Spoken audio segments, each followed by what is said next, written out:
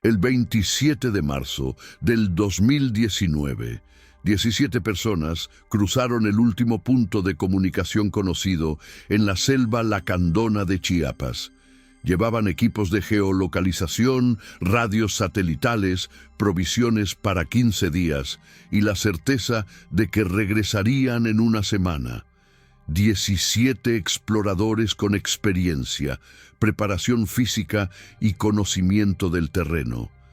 17 personas que entraron caminando hacia las ruinas no catalogadas de Yax Mutal. Solo una volvió. Y cuando lo hizo, 22 días después, no pudo explicar dónde había estado ni qué les sucedió a los demás. Su nombre era Andrés Villarreal, 34 años, biólogo especializado en ecosistemas tropicales, profesor en la Universidad de Guadalajara. Cuando apareció en el poblado de frontera Corozal, estaba descalzo, con la ropa desgarrada y una expresión que los testigos describieron como ausente. No tenía heridas graves, no mostraba signos de deshidratación severa, pero había perdido 11 kilos y sus ojos, según el médico que lo atendió, parecían mirar a través de las cosas, no hacia ellas. Lo primero que dijo cuando recuperó algo de coherencia fue: «No debimos entrar cuando la selva nos lo pidió». Luego guardó silencio durante horas. Las autoridades iniciaron operaciones de búsqueda inmediatamente, pero la expedición se había adentrado en una de las zonas más inexploradas de la región, un corredor de selva densa entre la reserva de Montes Azules y la frontera con Guatemala. Un lugar donde los mapas oficiales muestran espacios en blanco y las comunidades locales hablan de la selva que camina. La expedición no era improvisada. Había sido organizada por el Instituto de Arqueología Mesoamericana con financiamiento privado y supervisión académica.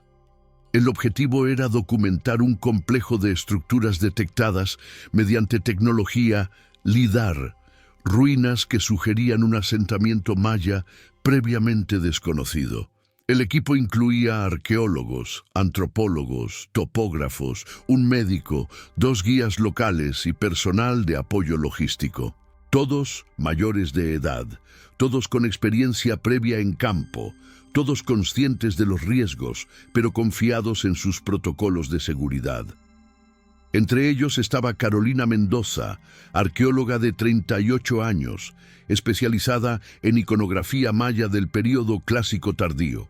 Había trabajado en Palenque, Yaxchilán y Bonampak.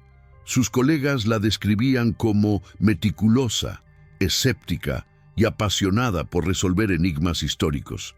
Llevaba un diario de campo donde documentaba cada detalle. Ese diario nunca fue encontrado.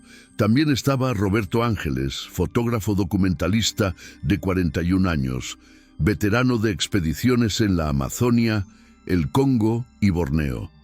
Había sobrevivido malaria, mordeduras de serpiente y un encuentro con cazadores ilegales en Indonesia. Sus últimas fotografías quedaron almacenadas en tarjetas de memoria que jamás recuperaron. Los guías locales, Mateo y Samuel Chen, eran hermanos tzeltales con más de 20 años de experiencia llevando grupos a zonas remotas. Conocían la selva como extensión de su propia casa. Mateo tenía 39 años y 3 hijos esperándolo. Samuel, 42, acababa de comprometer su palabra para ser padrino de bautizo de su primera sobrina. Planeaba regresar a tiempo para la ceremonia. Esa ceremonia se celebró sin él, con una silla vacía y preguntas que nadie podía responder. El doctor Héctor Ruiz, de 35 años, médico de expedición, había dejado una nota para su esposa donde le prometía que esta sería su última salida a campo antes de dedicarse por completo a su clínica en Tuxtla Gutiérrez. La nota decía: «Después de esto, solo tú, los niños y consultas tranquilas, te lo prometo». Su esposa guardó esa nota durante años, esperando alguna respuesta que nunca llegó. Había pequeños presagios que, en retrospectiva, parecían advertencias. 3 días antes de partir, el equipo de comunicación satelital falló durante una prueba sin razón técnica aparente. El técnico que lo revisó no encontró ningún defecto. Simplemente dejó de funcionar durante 4 minutos y luego se reactivó solo. Carolina Mendoza anotó en su bitácora personal, según su asistente, que vio las últimas entradas. Los aparatos se comportan extraño, cerca de las coordenadas objetivo, como si algo interfiriera. Nadie le dio mayor importancia. La noche anterior a la partida, uno de los guías tuvo un sueño que compartió con inquietud. Vio la selva cerrándose detrás del grupo, como una boca que se cierra. Los árboles se movían para bloquear el camino de regreso. Mateo Chen lo mencionó a su hermano, pero ambos lo descartaron como nervios previos a la expedición. Samuel le dijo: «La selva no quiere nada de nosotros. Nosotros somos parte de ella». Fue la última conversación que tuvieron en presencia de testigos. El convoy de vehículos los dejó en el punto de acceso, un claro junto al río Lacanja, donde termina cualquier rastro de camino transitable. Desde ahí serían 6 días de caminata hasta el sitio arqueológico. Las últimas imágenes de todo el grupo juntos fueron tomadas por un habitante local que les vendió provisiones adicionales. En la fotografía, todos sonríen, algunos hacen señas de victoria. Carolina Mendoza está revisando un mapa. Los hermanos Chen cargan mochilas enormes con facilidad practicada. Andrés Villarreal, quien sería el único sobreviviente, aparece al fondo, mirando hacia la línea de árboles con expresión neutra, casi contemplativa. Si quieres descubrir qué encontraron en esa selva y por qué solo uno regresó, suscríbete al canal. Cuando las piezas de este rompecabezas terminen de encajar, lo publicaremos aquí. No querrás perdértelo. El grupo se adentró en la vegetación y desapareció de la vista. Los vehículos regresaron al poblado. El punto de encuentro quedó establecido para el 5 de abril. Nadie imaginaba que ese día solo una persona estaría esperando en el claro, y que esa persona habría olvidado casi todo lo que sucedió. Casi todo. Pero no completamente. Los primeros 3 días de la expedición transcurrieron según lo planeado. El equipo estableció comunicación por radio satelital cada tarde a las 18 horas, reportando avances, condiciones del terreno y estado general del grupo. Las grabaciones de esas transmisiones todavía existen en los archivos del instituto. En ellas se escucha la voz de Carolina Mendoza describiendo la densidad del sotobosque, la humedad extrema, la riqueza de especies vegetales. Su tono es profesional, entusiasta, no hay signos de alarma. En la transmisión del segundo día, Mateo Chen reporta el hallazgo de lo que parecen marcadores antiguos, piedras talladas con glifos desgastados que sugieren proximidad al sitio objetivo. Dice: «Estamos en la dirección correcta. Mañana deberíamos visualizar las primeras estructuras». Se escucha satisfacción en su voz. El médico Héctor Ruiz añade que todos están en buen estado de salud, sin lesiones ni enfermedades. Menciona que algunos han reportado dolores de cabeza leves, probablemente por la altitud y el esfuerzo físico. Nada fuera de lo común. La tercera transmisión, realizada el 30 de marzo, fue la última. Carolina Mendoza habla de nuevo, pero su voz suena diferente, más lenta. Hay pausas largas entre palabras, como si estuviera buscando términos adecuados.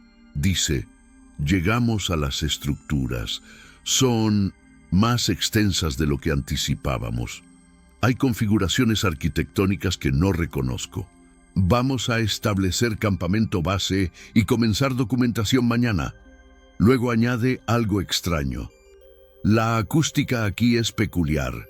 El sonido no viaja como debería, es como si el espacio lo absorbiera. Alguien en el fondo de la transmisión, identificado después como Roberto Ángeles, el fotógrafo, comenta: las cámaras están registrando anomalías en la exposición. La luz se comporta raro. Carolina responde con tono tranquilizador: es la densidad del dosel arbóreo. Ajustaremos los equipos. La transmisión termina con los protocolos habituales. Todo bajo control. Próximo contacto mañana a las 18 horas. Cambio y fuera. Pero el 31 de marzo, a las 18 horas, no hubo comunicación. El operador en la base esperó hasta las 19:30, asumiendo retrasos logísticos. A las 20 horas, activó el protocolo de contingencia. Intentó contacto cada hora durante toda la noche. Silencio absoluto. Las ondas de radio entraban en el vacío y no regresaban. No había interferencias, no había estática, solo ausencia de respuesta, como si el equipo de radio del otro lado nunca hubiera existido. Al amanecer del 1 de abril, el instituto notificó a las autoridades. Se desplegó una operación de búsqueda y rescate que incluyó helicópteros, grupos de rastreo terrestre, drones con cámaras térmicas y equipos de geolocalización siguiendo las últimas coordenadas reportadas. Pero la selva lacandona es inmensa. Más de 1.300.000 hectáreas de vegetación impenetrable, ríos, pantanos, cañones y sistemas de cavernas. Encontrar a 17 personas en ese laberinto verde es como buscar susurros en medio de un huracán. Los equipos de rescate llegaron a la zona aproximada de las estructuras después de 5 días de avance difícil. Encontraron el campamento base. Las tiendas estaban armadas correctamente, los equipos organizados, provisiones intactas. Pero no había nadie. Ni señales de lucha, ni indicios de ataque animal, ni rastros de evacuación urgente, simplemente ausencia. Como si 17 personas se hubieran evaporado en medio de sus actividades cotidianas. Lo más perturbador fue el estado de los objetos personales. Las mochilas estaban abiertas pero no revueltas. Cuadernos de campo con anotaciones a medio completar. Una taza de café instantáneo con restos secos en el fondo, como si alguien la hubiera dejado para volver en un momento. Los radios portátiles estaban apagados, no dañados. Las baterías funcionaban. Los dispositivos GPS marcaban la ubicación correcta, pero sus usuarios habían desaparecido. Un detalle llamó la atención de los investigadores. Todos los relojes personales encontrados en el campamento mostraban la misma hora, las 15:37 del 31 de marzo. Relojes mecánicos, digitales, cronómetros de diferentes marcas, todos detenidos en ese minuto exacto, como si el tiempo mismo se hubiera congelado en ese instante para ese grupo de personas. Los técnicos examinaron los dispositivos. No encontraron fallas. Las baterías estaban cargadas. Los mecanismos funcionaban. Simplemente se habían detenido todos simultáneamente. Las cámaras de Roberto Ángeles estaban en su mochila. Los rescatistas recuperaron las tarjetas de memoria con esperanza de encontrar pistas visuales, pero las tarjetas estaban completamente borradas, no corruptas, no dañadas, borradas, como si alguien o algo hubiera eliminado metódicamente cada archivo. Los especialistas forenses digitales intentaron recuperación de datos. No encontraron ni fragmentos residuales. Era un borrado absoluto, imposible de lograr en campo sin equipos especializados que el grupo no llevaba. Los rastreos con perros no arrojaron resultados. Los animales seguían rastros que terminaban abruptamente en puntos aleatorios del perímetro del campamento. Los entrenadores Reportaron comportamiento inusual en los perros, rechazo a avanzar más allá de ciertos límites invisibles, gemidos de ansiedad, intentos de regresar al punto de partida. Uno de los perros, un pastor alemán con años de experiencia en rescates, simplemente se sentó y aulló durante 10 minutos continuos, mirando hacia el interior de las estructuras de piedra. Ningún entrenamiento o comando logró que avanzara. Los drones equipados con cámaras térmicas sobrevolaron la zona. No detectaron firmas de calor humanas, tampoco de fogatas, refugios improvisados o actividad reciente. La selva aparecía en las imágenes como un manto uniforme de vida vegetal y animal, pero sin rastro de los expedicionarios. Era como si nunca hubieran estado ahí, a pesar de las evidencias físicas del campamento que demostraban lo contrario. Durante 11 días, equipos de búsqueda peinaron un radio de 50 kilómetros. Exploraron cavernas, revisaron cenotes, siguieron cauces de ríos, interrogaron a comunidades remotas. Nadie había visto nada, nadie había escuchado gritos de auxilio. La selva había tragado a 16 personas y mantenía el secreto con silencio impenetrable. La operación oficial se suspendió el 12 de abril por falta de pistas y recursos limitados. Las familias continuaron buscando por su cuenta. Contrataron rastreadores privados, ofrecieron recompensas, presionaron a autoridades. Nada funcionó. Entonces, el 19 de abril, Andrés Villarreal apareció en frontera Corozal. Llegó caminando por una carretera secundaria al amanecer. Un conductor que pasaba lo vio y se detuvo, pensando que era un asaltante o alguien en problemas. Pero Andrés simplemente levantó la mano, como pidiendo ayuda. El conductor lo describió después como un zombi consciente. Respondía a preguntas básicas, pero no podía hilvanar una narrativa coherente. Lo llevaron al centro de salud local. El médico de guardia notificó inmediatamente a las autoridades. Cuando los investigadores llegaron, Andrés estaba despierto, sentado en una cama, mirando por la ventana.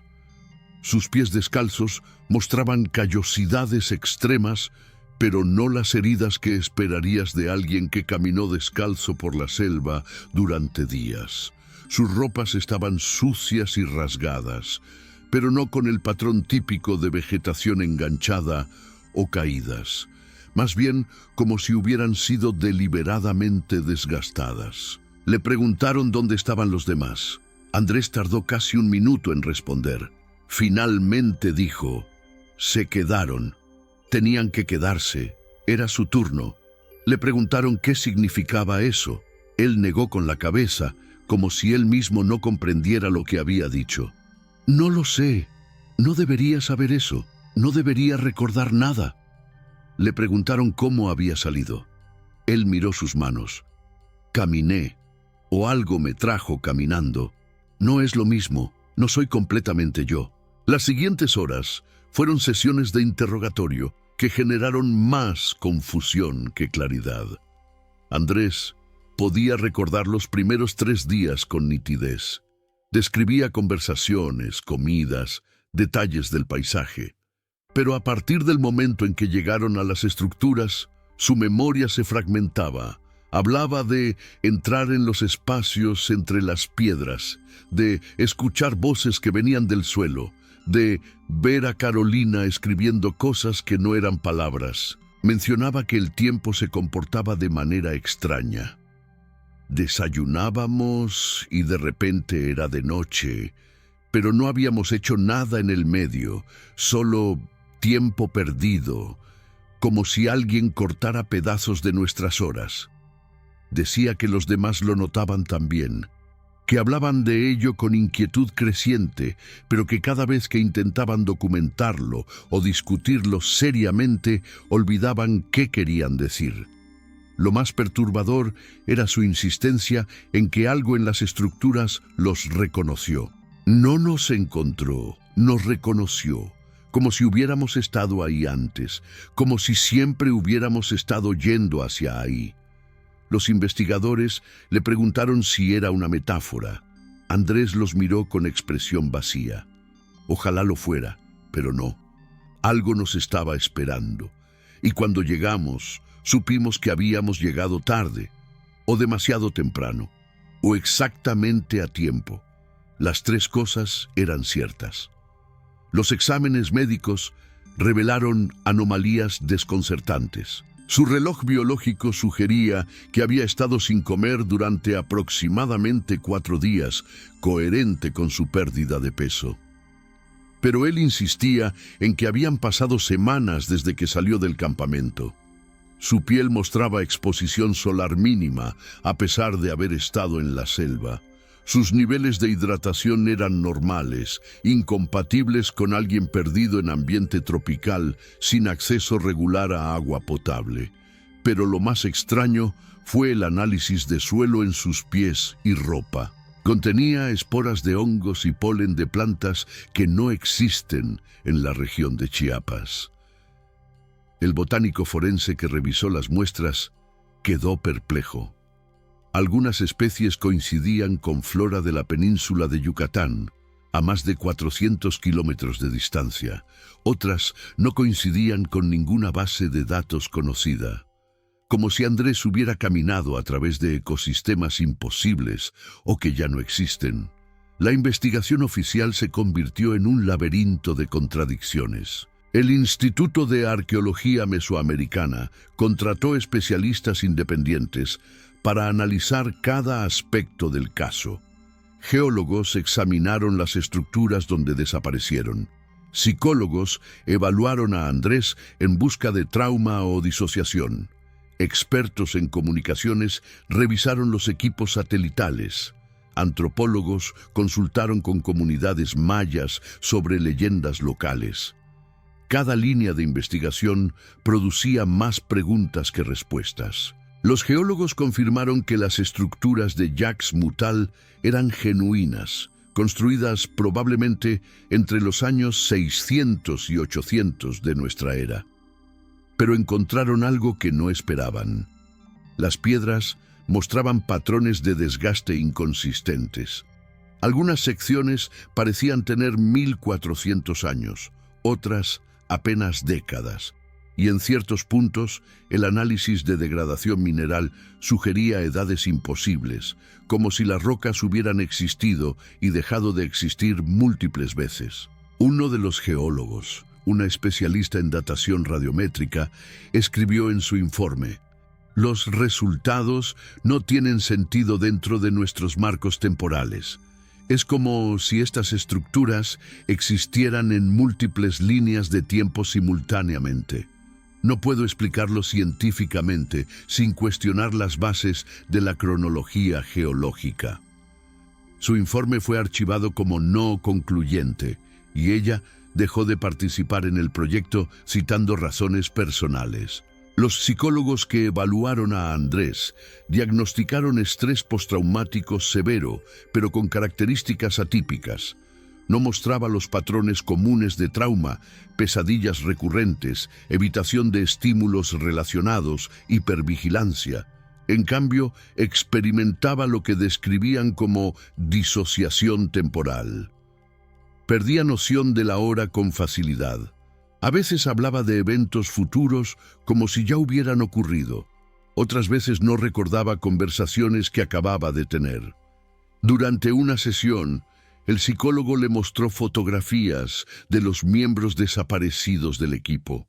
Andrés identificó a cada uno correctamente, pero cuando le mostraron una foto de Carolina Mendoza, él dijo: «Ella encontró la entrada. Por eso fue la primera en desaparecer completamente». El psicólogo le recordó que nadie había mencionado que Carolina desapareciera antes que los demás.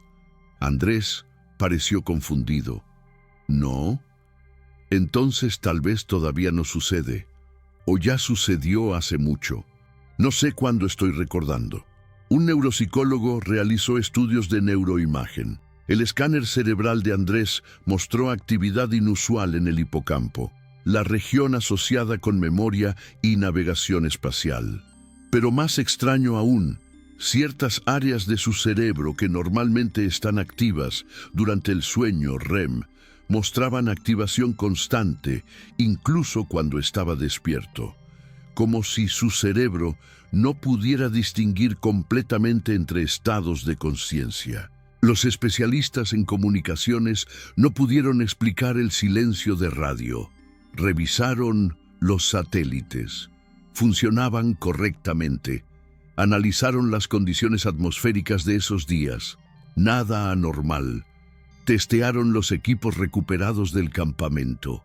Transmitían y recibían sin problemas. Simplemente, en algún momento del 31 de marzo, los radios de la expedición dejaron de intentar comunicarse. No por fallo técnico, por ausencia de operadores.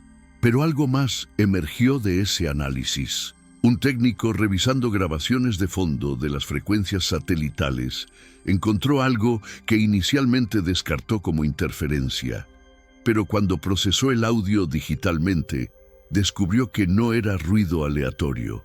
Eran voces, múltiples voces hablando simultáneamente en lo que parecía español, pero distorsionado.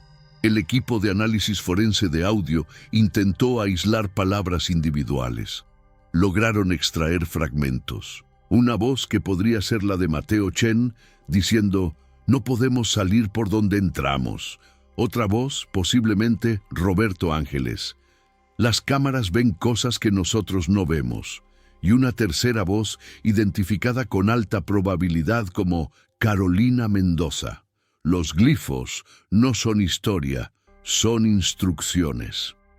Las grabaciones eran del 31 de marzo, entre las 19 y las 23 horas, pero no fueron transmitidas por sus radios. Era como si las voces hubieran sangrado directamente en las frecuencias sin pasar por dispositivos físicos. Los antropólogos consultaron con ancianos de comunidades tzeltales y lacandones. Las respuestas fueron consistentes pero inquietantes. Varios mencionaron que esa zona específica de la selva tiene un nombre en lengua maya, Xibalbá-Naj, que se traduce aproximadamente como la casa del inframundo. Explicaron que no es un lugar fijo, sino un umbral que aparece y desaparece. Dijeron que algunas personas entran sin darse cuenta y que la mayoría nunca regresa. Los que regresan no son los mismos, porque dejaron parte de ellos adentro y trajeron parte de algo más afuera. Un anciano lacandón de 86 años, cuyo abuelo había sido guardián de tradiciones sagradas, compartió una historia que su familia mantenía reservada. Habló de un grupo de exploradores alemanes en 1933 que desaparecieron en la misma área general. Décadas después, en 1968, uno de ellos apareció en un pueblo guatemalteco. No había envejecido. Hablaba un alemán arcaico que los lingüistas identificaron como de principios del siglo XIX. No recordaba su nombre ni de dónde venía. Solo repetía, «La ciudad nos recibió, pero no nos deja ir». Las autoridades buscaron documentación de ese caso. No encontraron registros oficiales, pero un historiador independiente localizó una breve mención en el diario de un sacerdote católico de la época. Llegó un hombre que dice haber estado perdido en la selva desde antes de que yo naciera. Habla verdades imposibles y conoce lugares que no existen en mapas. Temo que la selva está devolviéndonos cosas que no deberíamos recibir. Mientras tanto, Andrés continuaba recuperándose físicamente, pero deteriorándose mentalmente. Sus periodos de lucidez se volvían más cortos. Comenzó a dibujar obsesivamente. Llenaba cuadernos con espirales, glifos que no correspondían a ningún sistema de escritura conocido y diagramas arquitectónicos de estructuras que no había visto conscientemente. Cuando le preguntaban qué dibujaba, respondía, «Lo que está tratando de salir o de entrar, no sé qué dirección es correcta». 3 meses después de su reaparición, Andrés produjo un dibujo que congeló la sangre de los investigadores. Era un mapa detallado de las estructuras de Jacques Moutal. Mostraba edificios, plazas, escalinatas y cámaras subterráneas. El problema era que ese mapa incluía secciones que no habían sido excavadas aún, que estaban completamente cubiertas por vegetación y suelo. Un equipo arqueológico regresó al sitio para verificar. Las estructuras estaban exactamente donde Andrés las había dibujado, en las proporciones exactas que había especificado. Pero había algo más en el mapa. En el centro del complejo, Andrés había dibujado una estructura que denominó la cámara de resonancia. Según sus notas fragmentarias, era un espacio subterráneo donde el tiempo se bifurca. Los arqueólogos buscaron esa estructura. 3 semanas de excavación revelaron una escalinata descendente. Al final, una puerta de piedra sellada con glifos de advertencia que los epigrafistas tradujeron como: los que entran se dividen, los que salen se multiplican. No abrir lo que fue cerrado para proteger lo que debe permanecer entero. El equipo arqueológico debatió durante días si abrir la cámara. Finalmente decidieron proceder con extrema precaución. Cuando removieron los sellos y abrieron la puerta, encontraron un espacio circular de aproximadamente 8 metros de diámetro. Las paredes estaban cubiertas de espejos de obsidiana pulida. En el centro había 17 piedras talladas, cada una con forma vagamente humana. Y en cada piedra, grabado con precisión imposible, estaban los nombres de los miembros de la expedición desaparecida. Los nombres incluían a Carolina Mendoza, Roberto Ángeles, Héctor Ruiz, Mateo y Samuel Chen y todos los demás. 17 nombres, 17 piedras. El análisis de las tallas demostró que fueron hechas con herramientas modernas, no con tecnología maya antigua. Pero los geólogos confirmaron que las piedras tenían más de 1000 años de antigüedad. Alguien había grabado esos nombres en piedras antiguas usando herramientas contemporáneas. La paradoja temporal era absoluta. Más perturbador aún, había una 18ª piedra, más pequeña, separada del círculo principal. En ella estaba grabado el nombre Andrés Villarreal, pero a diferencia de las otras, esta piedra mostraba señales de haber sido removida recientemente, como si alguien o algo la hubiera sacado del círculo y la hubiera dejado al margen. Como si Andrés hubiera sido liberado del conjunto mientras los demás permanecían atrapados. Los espejos de obsidiana en las paredes producían efectos ópticos extraños. Los investigadores reportaron ver reflejos que no correspondían a sus movimientos, sombras que se movían independientemente, y en varias ocasiones la sensación de que había más personas en la cámara de las que realmente estaban presentes. Un topógrafo juró haber visto el reflejo de una mujer escribiendo en un cuaderno en uno de los espejos. Cuando se volteó, no había nadie. Pero en el suelo encontró una página de papel moderno con escritura a mano. La caligrafía coincidía con la de Carolina Mendoza. La página contenía una sola frase, escrita y reescrita cientos de veces hasta llenar todo el espacio. Todavía estamos aquí, pero ya no somos quienes éramos y nunca fuimos quienes creíamos ser. El análisis grafológico confirmó con 98% de certeza que era la letra de Carolina. Pero la tinta era un compuesto orgánico vegetal que no se había usado en escritura desde el período clásico maya. Tinta de 1400 años aplicada en papel fabricado en 2018. Las familias de los desaparecidos fueron informadas del hallazgo. Exigieron respuestas. Estaban vivos, estaban atrapados en algún lugar, podían ser rescatados. Los científicos no tenían respuestas, solo teorías que sonaban a ciencia ficción, desplazamiento temporal, dimensiones paralelas, anomalías espaciotemporales, términos que no explicaban nada, pero intentaban contener el horror de no comprender. El instituto cerró el acceso a la cámara de resonancia. Sellaron la entrada con concreto reforzado. Declararon el sitio peligroso y prohibieron expediciones adicionales. Oficialmente, el caso permaneció abierto como desapariciones sin resolver. Extraoficialmente, los investigadores sabían que habían tocado algo que la realidad no estaba equipada para procesar, algo que cuestionaba las nociones básicas de tiempo, identidad y existencia. Andrés Villarreal fue dado de alta del seguimiento psicológico 6 meses después de su reaparición.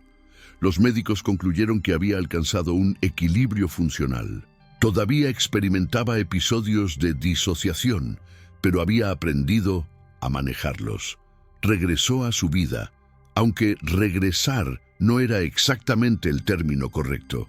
Era como si habitara su vida anterior desde afuera, observándola más que viviéndola.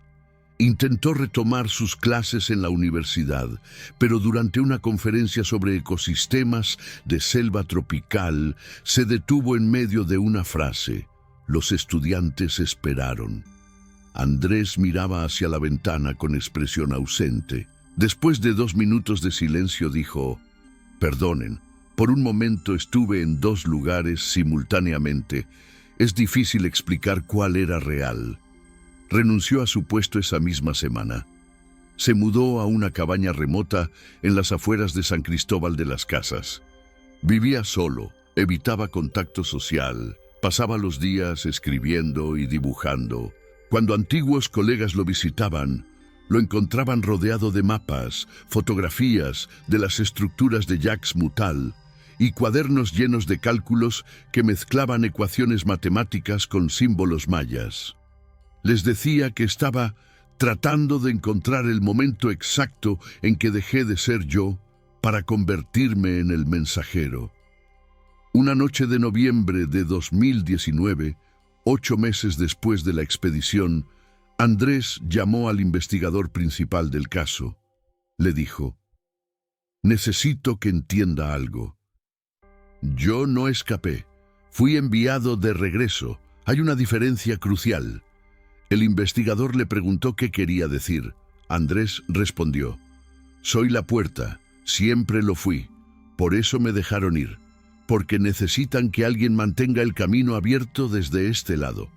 Le explicó que había comenzado a recordar fragmentos adicionales, que en la cámara de resonancia algo les había hablado, no con palabras, sino con comprensión directa.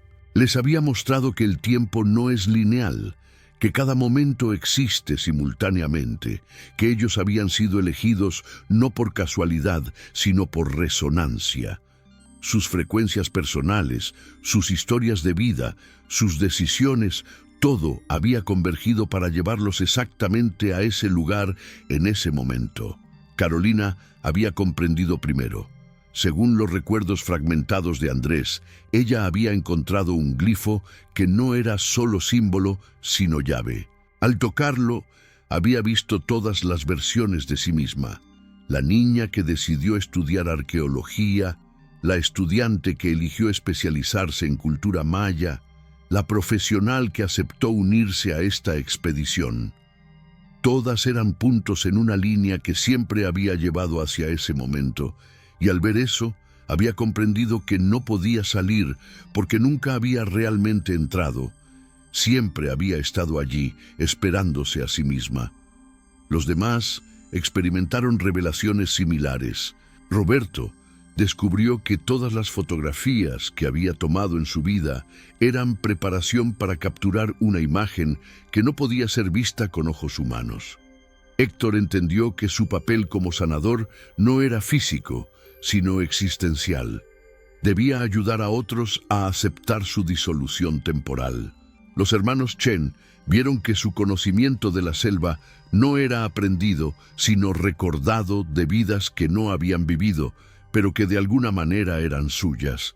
Uno por uno habían elegido quedarse, no bajo coerción, sino por comprensión, porque salir significaba romper algo que debía permanecer intacto, porque sus presencias en la cámara mantenían un equilibrio que, si se rompía, permitiría que otras cosas cruzaran, cosas que no debían cruzar. Andrés era la excepción porque su papel era diferente. Debía salir para contar una versión de la historia que la realidad pudiera tolerar. Debía ser el testigo ambiguo, el sobreviviente confundido, la evidencia de que algo sucedió, pero no la prueba de qué sucedió exactamente. El investigador escuchó todo esto con escepticismo profesional, pero inquietud personal. Le preguntó a Andrés si creía literalmente en lo que decía. Andrés respondió: «No importa si lo creo. Importa que es cierto en algún nivel que la verdad factual no puede alcanzar». Luego añadió: «Y pronto no importará en absoluto porque estoy comenzando a volver». En diciembre de 2019, vecinos reportaron que la cabaña de Andrés llevaba 3 días con las luces encendidas, pero sin señales de movimiento. La policía entró y encontró la cabaña vacía. Andrés había desaparecido, pero había dejado evidencia de algo perturbador. En las paredes había escrito con marcador negro una línea de texto que se repetía cientos de veces en espiral desde el centro de cada habitación hacia afuera. «Ya regresé, pero todavía estoy yendo y pronto seré el que nunca se fue». Sus cuadernos estaban abiertos en la última página de cada uno. Todos mostraban el mismo dibujo: 17 figuras humanas dispuestas en círculo, con una 18ª figura caminando hacia ellas.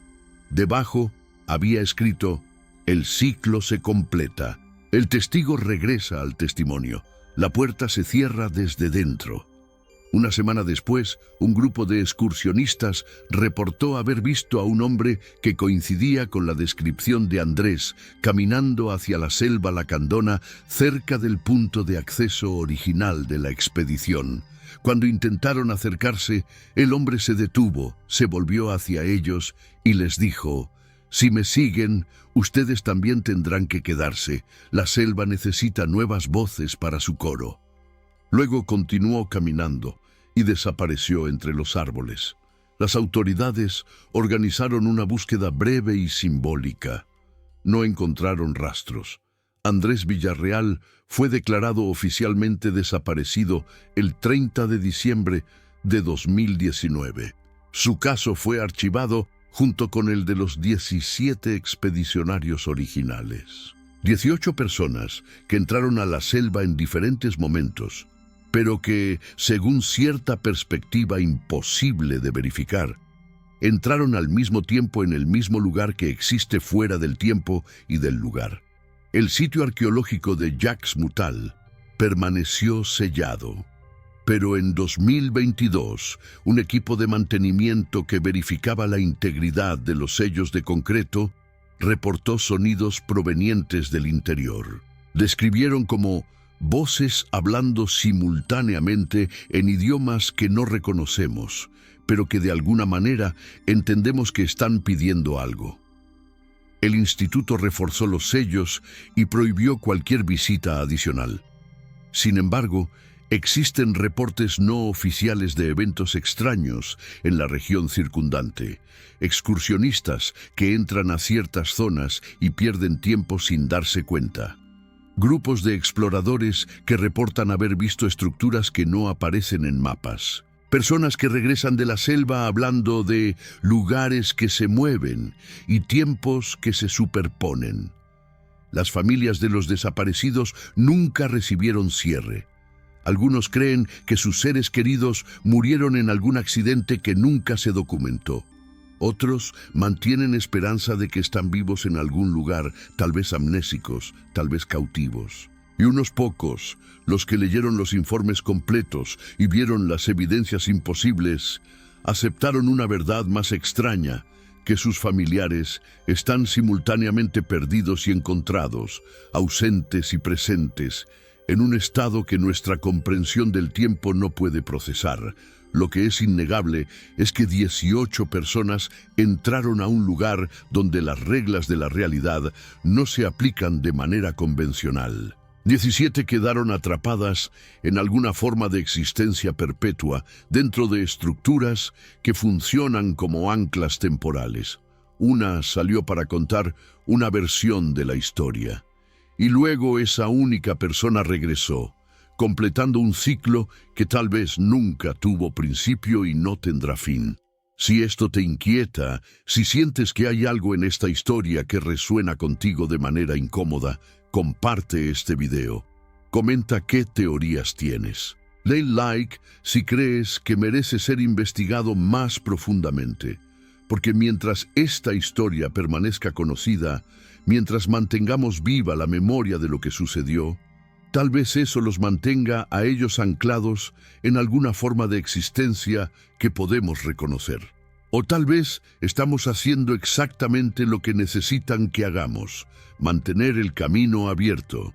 En 2023, el gobierno mexicano clasificó oficialmente la zona de Yaxmutal como Reserva Científica de Acceso Restringido.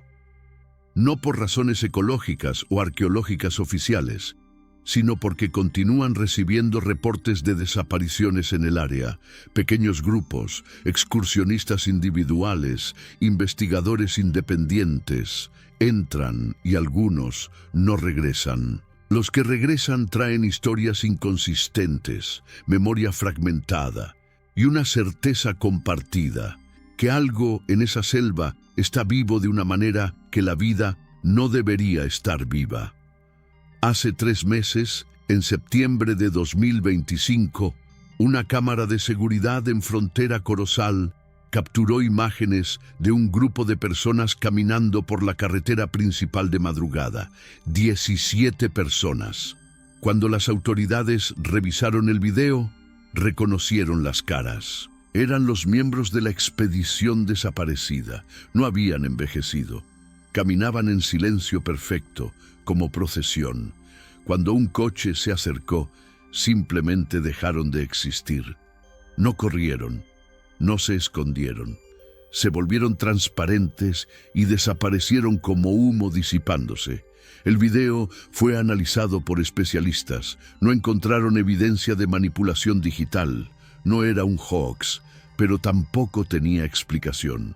17 personas muertas o desaparecidas durante 6 años, apareciendo en video como fantasmas corporales que mantienen forma hasta que son observados directamente, momento en el cual la observación los colapsa de nuevo en ausencia.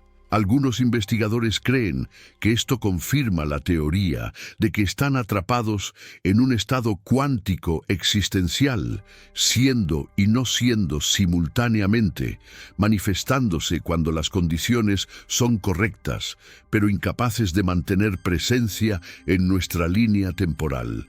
Otros piensan que son proyecciones de conciencias fragmentadas buscando el camino de regreso. Y unos pocos sostienen la teoría más inquietante, que ya regresaron hace tiempo, que están entre nosotros, pero no como las personas que eran, sino como algo que usa sus formas mientras aprende a ser humano. La última teoría gana peso, porque en las últimas semanas múltiples personas en diferentes ciudades de México han reportado encuentros extraños. Dicen haber conocido individuos que parecen normales, pero que ocasionalmente se desfasan. Hablan de eventos que no han sucedido aún. Reconocen lugares que nunca han visitado. Y cuando se les pregunta sus nombres, hay un microsegundo de duda, como si estuvieran recordando quiénes se supone que son en lugar de saberlo instintivamente. La pregunta que mantiene despiertos a los investigadores es simple pero aterradora. ¿Cuántos han regresado? ¿Cuántos están caminando entre nosotros, recordando lentamente que una vez fueron parte de una expedición que entró donde no debía entrar? ¿Y qué sucederá cuando recuerden completamente?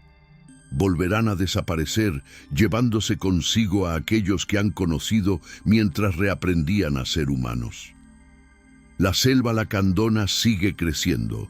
Los satélites muestran que la zona de Yax Mutal se ha vuelto más densa, como si la vegetación estuviera sellando deliberadamente el área. Los animales evitan el perímetro.